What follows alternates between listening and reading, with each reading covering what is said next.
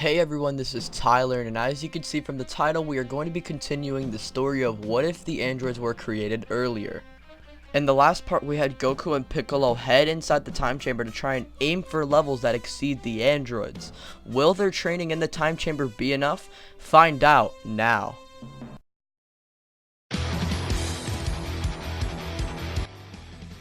Currently, Android 19 and 20 are causing harm on the innocent by brutally murdering civilians, blowing up buildings, and just doing as much damage as they can to get the Z Fighters' attention. Kami and everyone in the lookout are witnessing the chaos being caused by Gero and 19.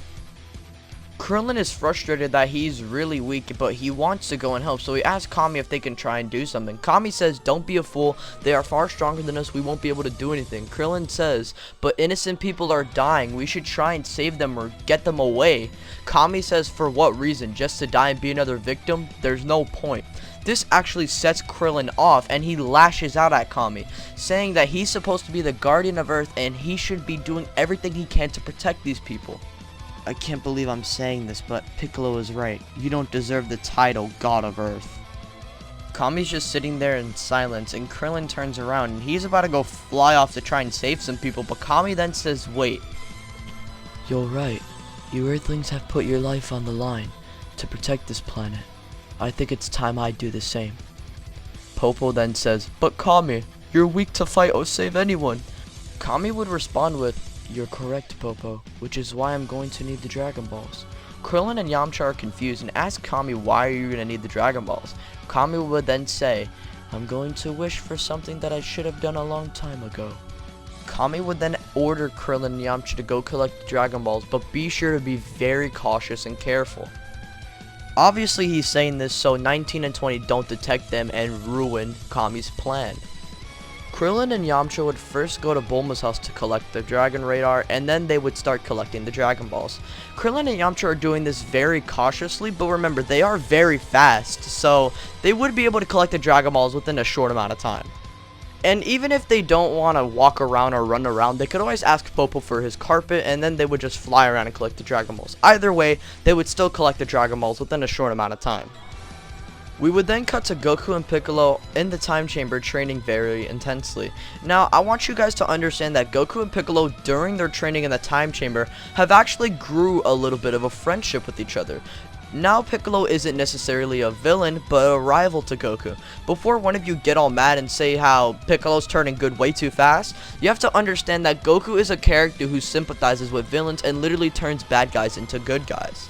So what I'm saying here is that Goku during this training probably did feel sympathy for Piccolo and probably expressed his sympathy for him. The fact that he never got to live a life of his own and only lived to avenge his father, it is in character for Goku to do this, so that's why I'm saying it.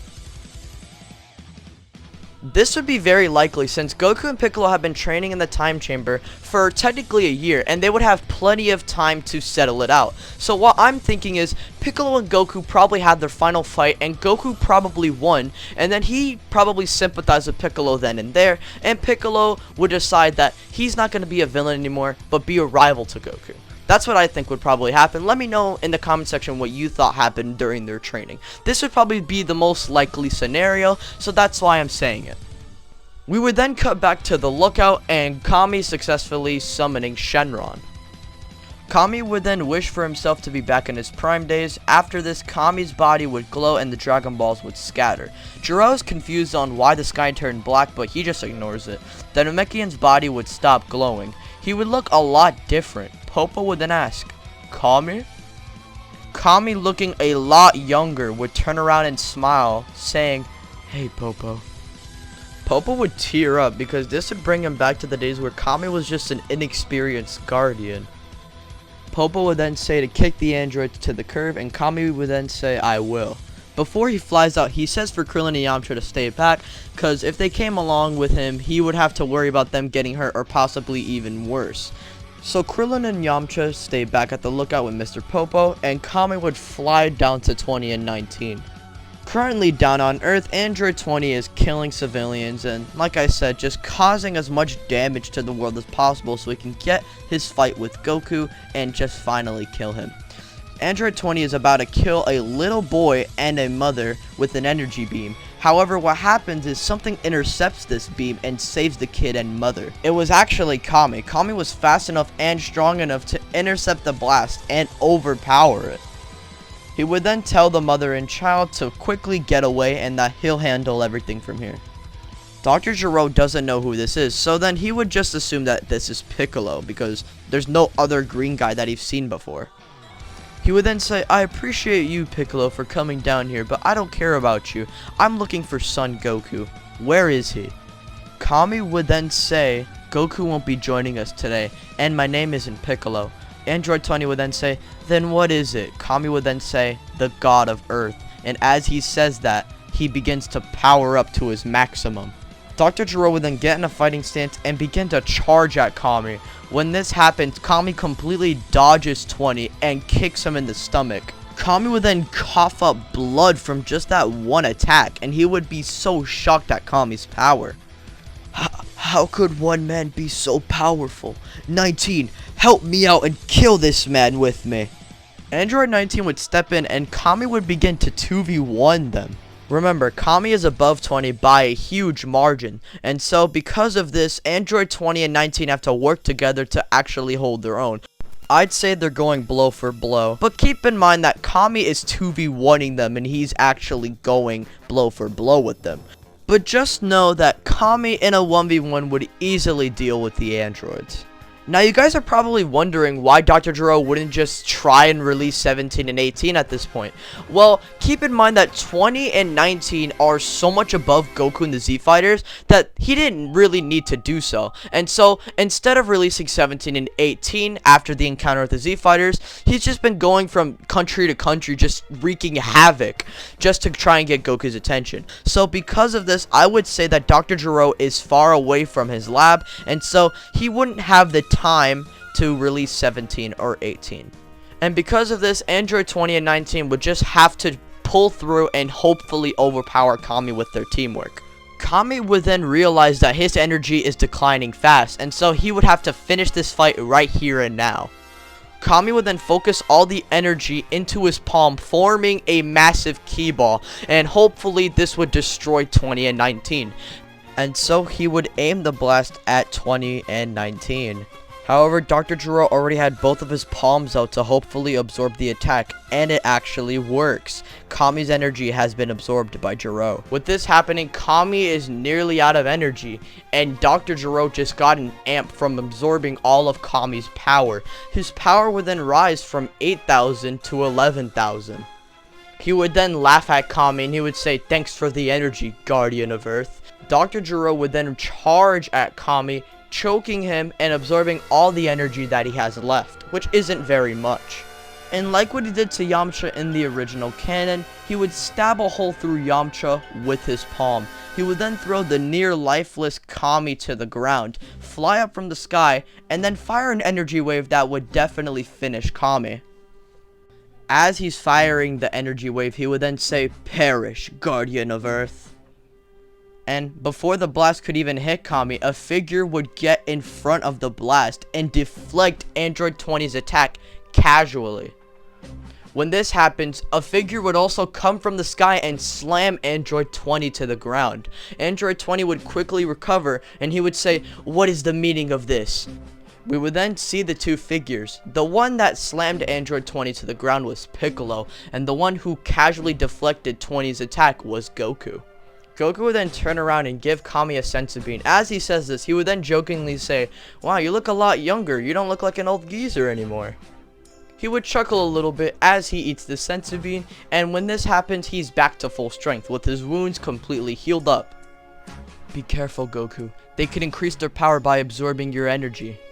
Yeah, I know. They did that to Ten Shinhan, rendering his attack ineffective. I'll be sure not to use any of my ki attacks. Dr. Gero would then shout out Goku and he would say the feeling of revenge is getting closer. It's in his palm at this point. He's going to finish Son Goku and avenge the Red Ribbon Army. Goku would then say that the road of revenge is not the way and that it's causing harm to thousands of civilians. Dr. Gero would then respond with, I would have destroyed the entire planet just to get your attention if it means I get to finally have my revenge. Prepare to die, Son Goku. Piccolo would then cut him off, and he would say that the road of revenge is not the way to go, but if he really thinks that, then they'll show him no mercy.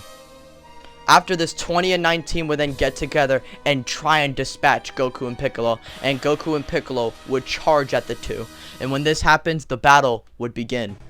Piccolo would deal with Android 19, while Goku deals with Android 20. We will first go over Piccolo versus 19, which ends rather shortly. Since Android 19 never got a power boost, this would mean that he's still at his 7,000, while Piccolo is above Kami, who Kami scales massively above Android 19.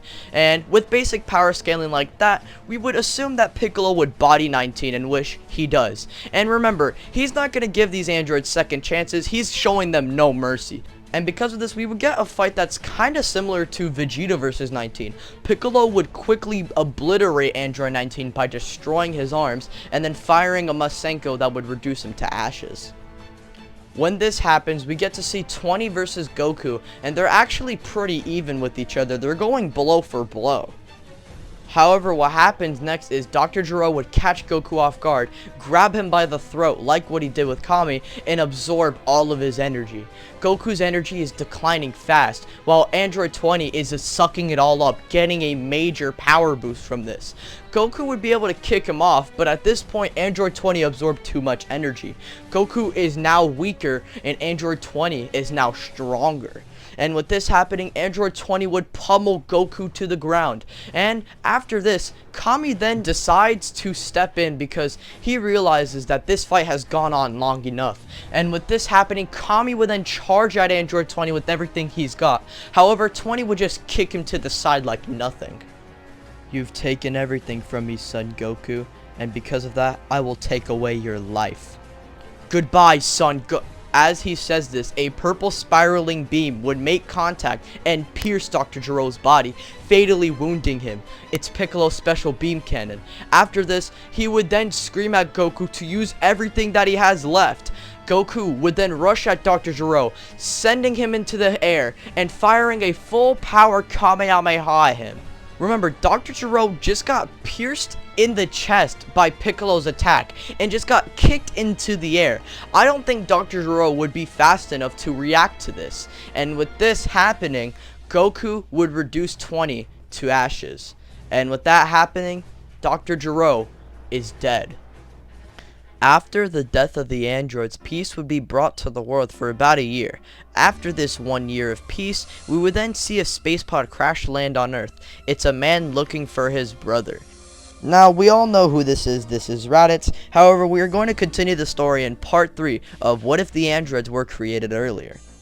If you want part 3, you guys have to show me some support because it shows me that you guys want part 3. So be sure to leave a like and comment, and if you're new, be sure to hit that subscribe button. Also hit the notification bell because YouTube tends to fuck up sometimes. And if you want to interact with me and leave more what if suggestions because I can't read every comment, be sure to join the Discord. Now with that out of the way, I'm gonna get up out of here. Peace out. Bye.